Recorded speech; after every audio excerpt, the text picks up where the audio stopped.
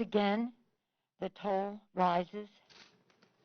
Over 822,000 Americans have died from the coronavirus that we know of. Over 8 million have been infected by it. Over 20 million people are out of work because of the coronavirus.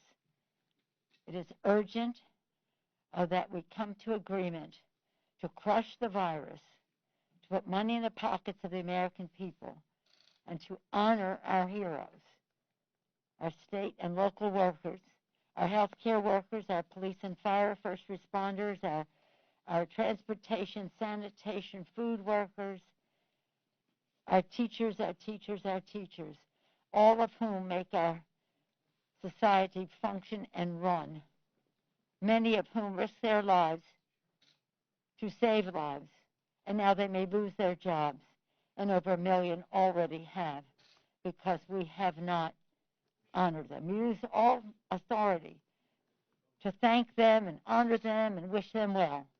If we do not want to allocate the resources necessary to compensate for the money outlaid to fight the virus, to meet the health needs of people in their communities, as well as the revenue lost because of the virus.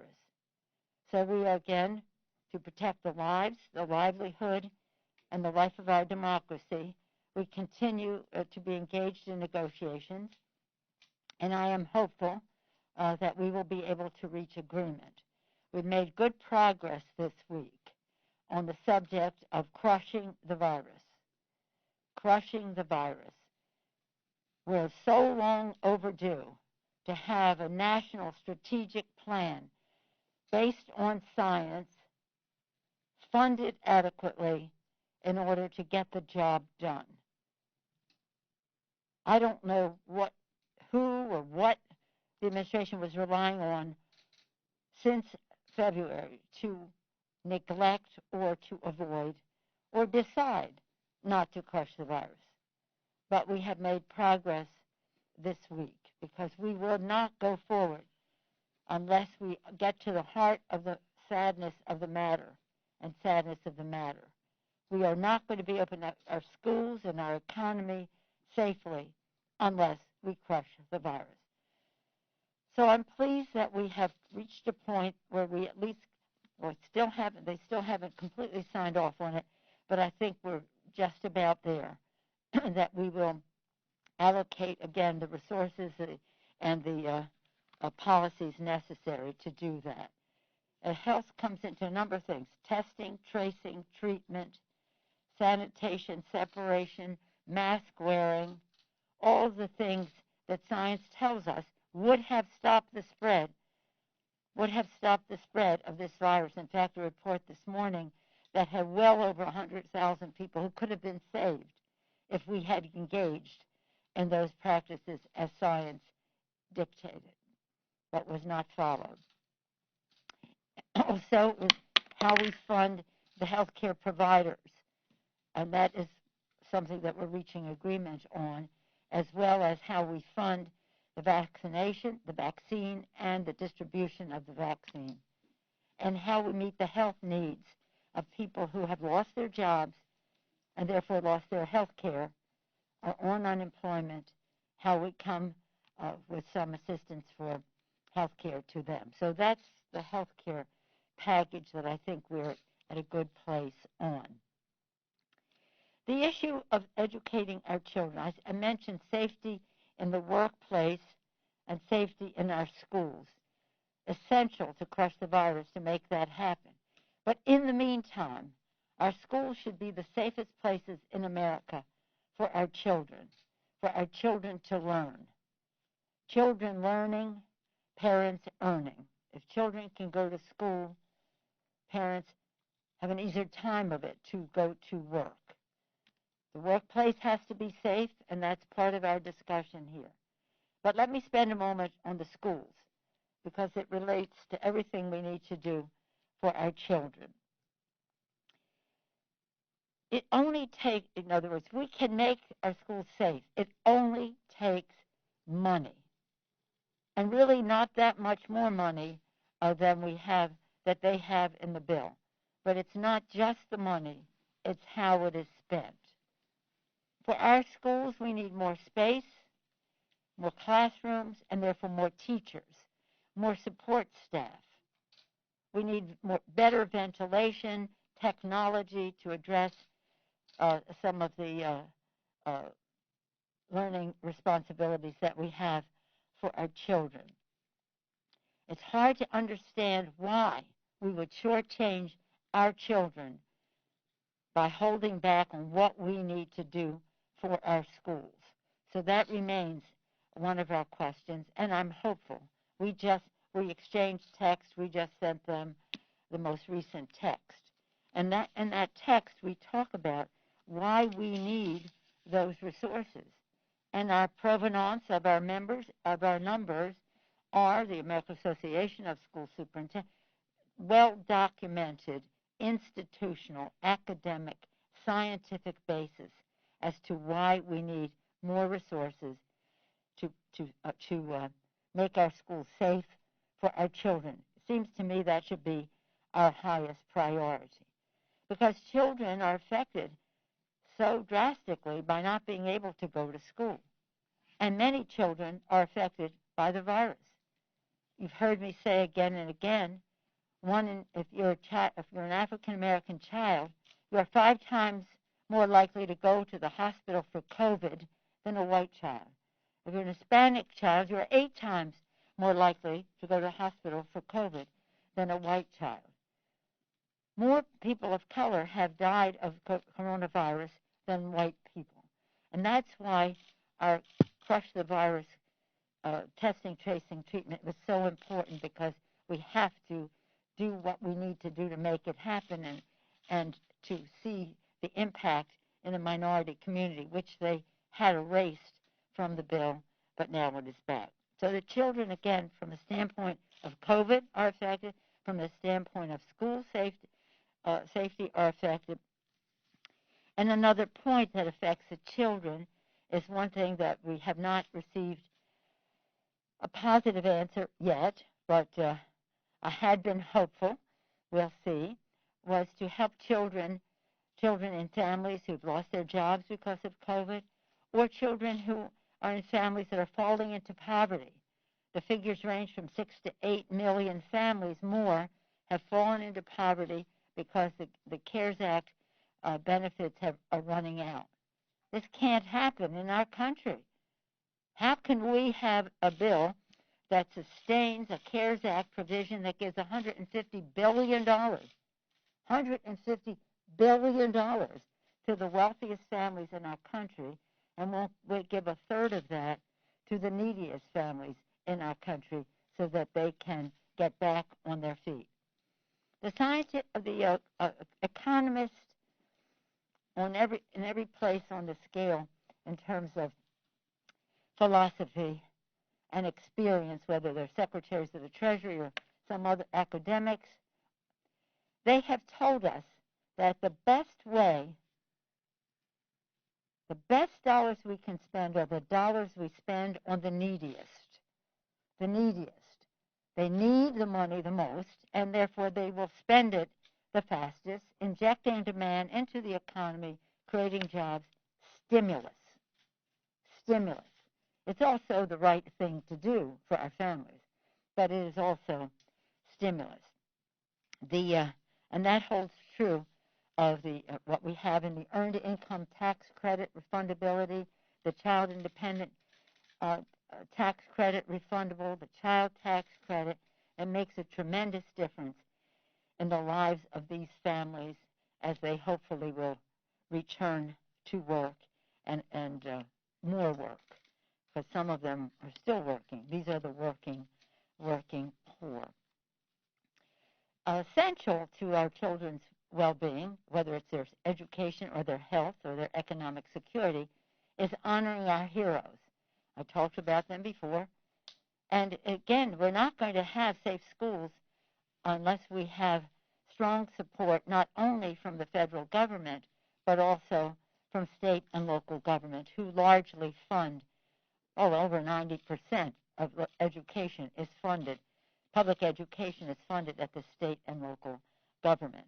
The money from the federal government is largely about helping children who are in economically disadvantaged situations, as well as children with disabilities. So again, if you're hurting kids if you're not doing state and local, you're hurting kids if you're not doing enough for education. You're hurting kids if you're giving tax breaks to the rich and ignoring their families. You're hurting kids if you're doing unless you're doing what we need to do to crush the virus. And then putting money into people's pockets, that's one way, and the other is we've come, I think, to terms on the direct payments. But we still haven't come to terms on, and I'm sad about this because it's so central to who we are as a people and so called for in our Constitution, and that would be the census and the elections. So that's where we are on that. And again, we're having to make a case to crush the virus at the same time as they are crushing the Affordable Care Act. They're in court. People talk about it's 12 days until the election. It's 19 days before we go before the Supreme Court for the oral arguments to overturn the Affordable Care Act. A goal of this president and Republicans, attorneys general across the country, and the Republicans in the Congress of the United States.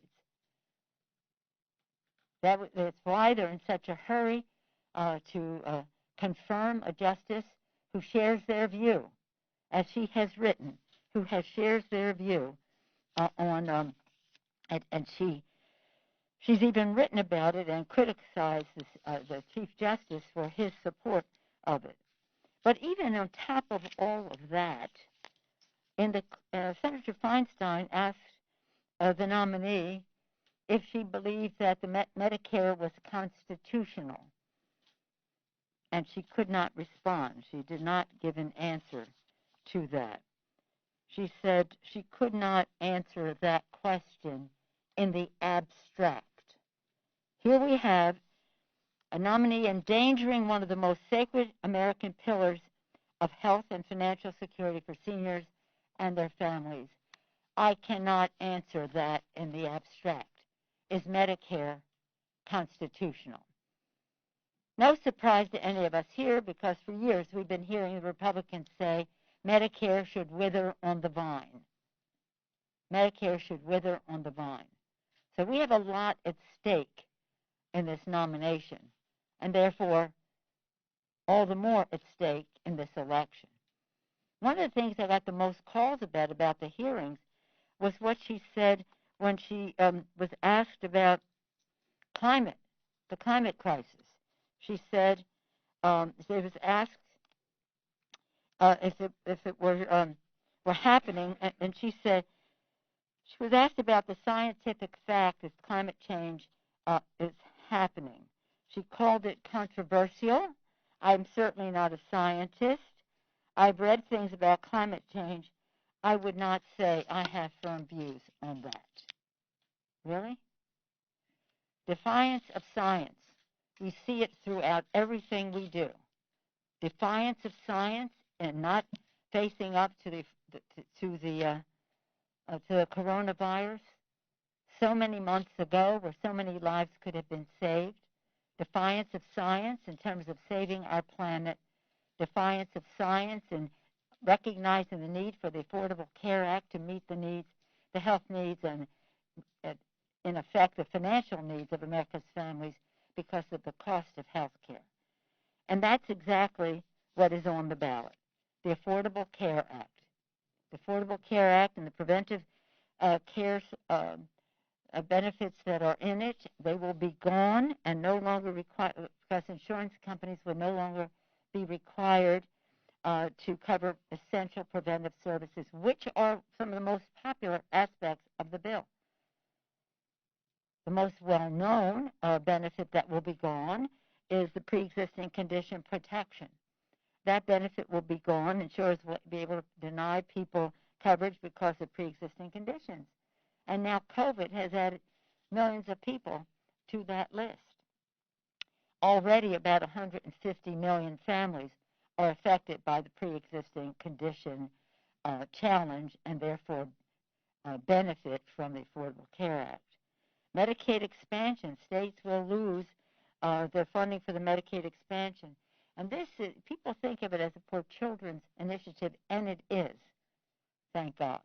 But it is also a middle-class benefit because much of the money that is spent on long-term care for our seniors comes from Medicaid. Not so much anymore if the Republicans have their way and have a court that does not believe in precedents. Again, all the other things, being a woman, and under the Affordable Care Act, being a woman is no longer a pre-existing medical condition. We're back to that. If your child is on your policy up to 26 years old, forget about that. The list goes on and on. And we talk about the fact that those of us who are involved in the Affordable Care Act, we're so proud that 20 million more people would have access to quality, affordable health care. But it's not just that. 150 million families have better benefits because of the Affordable Care Act. Let me name them again. A benefit of having a pre-existing condition protection, preventive care benefits, Medicaid expansion, women paid more before the Affordable Care Act. But you know the list. So in any event, this election becomes very, very important because no matter what the court does, now that they've lined it up against the American people, against their good health, we in the Congress can change all of that. We've already introduced legislation to enhance the Affordable Care Act because we know any bill can always be better. Any legislation can always be better. But people have to know, don't be afraid of the court, as scary as it is as we approach Halloween. Understand that the election has ramifications. We win the House, the Senate, and the White House will be able to have an even stronger Affordable Care Act to overcome what the Supreme Court may dangerously do. Not even knowing if Medicare is constitutional, and again, criticizing the Chief Justice for his vote in support of the Affordable Care Act's constitutionality when that vote came up. One other subject I wanted to bring up is the subject of the foreign interference in our elections. When I leave here, I will go to a briefing from the DNI and perhaps others. And I'll be very interested to hear what they have to say in a classified briefing. Because everything we have seen in the public domain does not justify the statements that we heard yesterday. We don't want any foreign interference in our elections from anyone. We think intimidation in the election is wrong, foreign or domestic. Foreign or domestic. So to give equivalence to one country and another when we know that Russia has for a long time, 24/7, in the past election and this one, been there to undermine our election. They try to make an equivalence with China. I take second place to no one in this Congress in my criticisms of China, whether it's human rights, whether it's trade violations, whether it's proliferation of weapons technology that are dangerous and sending it to rogue nations. But the fact I know what they're doing, I've tracked them every day for 30 years or a little bit more. But in the public domain, you can see that what they are doing is their usual trying to infiltrate the thinking of people in our country to be sympathetic to China. A lot less to do with the elections. Russia is the villain here. From what we've seen in the public domain, Iran is a bad actor, but in no way equivalent. And they always try to find some equivalence to protect their friend, Russia. I have confidence in the director of the FBI that votes will be protected, that laws will not be violated, and we don't want this message coming out from the DNI now to give people any impression that they should be afraid to vote, that their vote will not be counted as cast. I'll be eager to hear what they have to say. I'm glad I'm having this meeting with you before I hear what they have to say, because everything I've said to you now is in the public domain. Elections are sacred. They should be treated with respect. I don't know what the DNI is up to with this. Hopefully it is wholesome.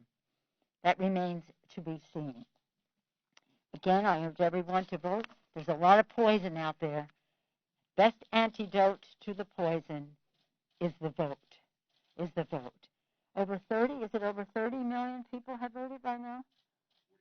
42 million people have voted already. God bless them, whoever they voted for. God bless them for exercising their sacred right to vote and to do so in such a patriotic way, waiting in lines and the rest. And I hope that will continue well up until the close of polls on Election Day. 12 days and, let me say, about 10 hours from now in California. And I have to always think in terms of California. With that, I'd be pleased to take any questions you had. Garrett? Forgive my cynicism, but I don't understand your optimism on a deal on the COVID relief. I mean, you're 12 days out from an election with a president you expect to defeat, who you'd need to convince anybody in his party in the Senate to vote for this thing. They don't seem to have any appetite to vote for anything bigger than this, $500 billion package on the Senate side. And we're months into this. I don't understand. Are these talks going just to keep the talks going at this point? I just fail to see how this happens. Garrett, let me just say this. If these talks did not have a purpose, and if we were not making progress, I wouldn't spend 5 seconds in these conversations. And I say that in friendship to the secretary. Why would I even be talking to you? And he says the same thing to me. Why would I even be talking to you? So this is not anything other than I think, a serious attempt. I do believe that both sides want to reach an agreement. I can't answer for the disarray on the Senate side. One day the leader says, I don't want to do it before the election, put it together, we'll do it after. Another day he'll say, send it over and I'll put it on the floor sometime. Another day he says other things. It's not up to me to psych out Mitch McConnell. It's about the President of the United States engaging in a discussion that it's up to him to deliver what can happen on the Senate side. But again, as I've said to you before, we're not going to make the world straight in this bill, but we are going to crush the virus. Finally, take a step to crush the virus and do other things, and we can't pass a bill that makes matters worse, which is what every time they do something, they have something in there that 1 step forward, 2 steps back. No, we want to keep going in a forward direction. I mean, I'm used to negotiations, and when you get to the end, it's really the hardest part. But we've sent more paper over. I told you one of the big issues is education. We have a different view of how money should be spent. The money should be spent on education. Again, grounded in what we are told by the Association of Superintendents of School, other associations which have no political cast. They're just objective measures of what is needed. And we could do something great, and I'm still optimistic that we can do that. We'll have to compromise. We can't swallow, neither side can swallow poison pills, and we're narrowing those differences. Yes, sir. Do you? But 1, 2. Okay. If you can get a deal, if over the next 72 hours you and your nation could put pen to paper and make a bill, would you bring it to the floor next week, or do you think you need to wait till after the election? Well, I know that you have a hypothetical, if we can get an agreement. I think that we can, but again, we're legislators. We understand how long things take. They're not in the White House. They're not. So I keep saying it's just not a question of us agreeing in a room. It's a question of the CBO weighing in with the score. The legislative council writes these things, raising their questions and putting it in legislative order. It takes time. I wanted to take the opportunity you've given me to salute my chairs, because before meetings I talk with the chairs, and after I report to them as to what happened in their particular arena. And they're so smart, and their staffs are so, shall we say, professional in getting into print what we were talking about. So it takes time, because this is not slamming down what time we're going to have dinner next week. This is about establishing a plan to crush a virus, to honor our heroes, to put money in the pockets of the American people, and do so in a way that does not harm our children, but in fact improves it. So it can happen. It's up to them. It's really up to them. And when people say, take the deal, there was no deal. What deal? Is the deal one-sided? Take their bill? No, it wasn't possible. It wasn't possible. It didn't crush the virus. It didn't do any of the things it was supposed to do. So I'm pretty happy, not happy, I'm pleased at where we are now. And if we can resolve some of these things in the next few days, it'll take a while to write the bill. I had hoped that we could be writing starting now, and we are putting pen to paper in certain easier parts of the bill, but it's close. It's close. And the question is, where will the president be at any given moment? He's been all over the map, all over the lot. But I think that we have gotten them to a good place to agree, especially on crushing the virus. This is a major, major advance. Yes, sir? You kind of put it on the floor? It depends on when we finish. Okay. It is when we finish. Have, yes, sir. Have you come to an agreement on state and local funding? No. And on liability? No, we haven't. Madam Speaker, the serious allegations of corruption involving Joe Biden have Excuse been me, raised in recent days. Have Democrats... I'm sorry, I'm not answering your questions, okay? We're talking about the coronavirus. That's what I don't have all day for questions. That's what we're taking now. Anybody have a question on the coronavirus negotiations? Yes, sir. I wondered how confident you were that 13 Republican senators would go over. There's been skepticism from Senate Majority Whip doing about not having enough. And then also, have you had discussions with Mnuchin about convincing Republican senators? Let me say this. I'm not particularly interested in a bill that has 13 senators. We have to have strong bipartisanship on the legislation that we come together on. I would hope that we could have bipartisanship in the House and in the Senate. We've negotiated 4 of these bills. The last bill, the CARES Act, was a terrible bill. It was corporate trickle down. We had our bill take responsibility, and we brought it to bubble up. We didn't get everything we wanted. They still got the $150 billion for the richest people in America. But nonetheless, we got a bill that made, I think, a good difference. Not everything, but a good difference. So that's not, getting Republican votes is not my job. In case you didn't notice, that's up to them. That's up to them. And again, they know, I think they come to the table with some level of confidence that if we can reach an agreement, that we can. The president wants a bill. The president wants a bill, and so that's part of the opportunity that we have. Yes, ma'am.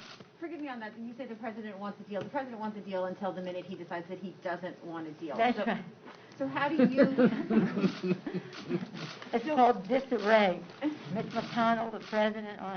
And you're also running up against some logistics in terms of trying to get this, like you said, you still got things you got to work out on state and local. You still got things you got to work out, get pen to paper and get it done.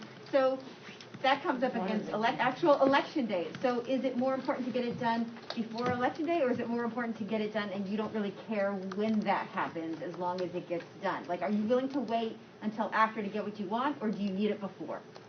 Well, we're not going to agree to a bill that is not acceptable to my caucus and to my chairs who've effectively written the HEROES Act. I think we're talking about the same thing. It's only about time. Now, somebody may make a decision on their side that they don't want it before the election.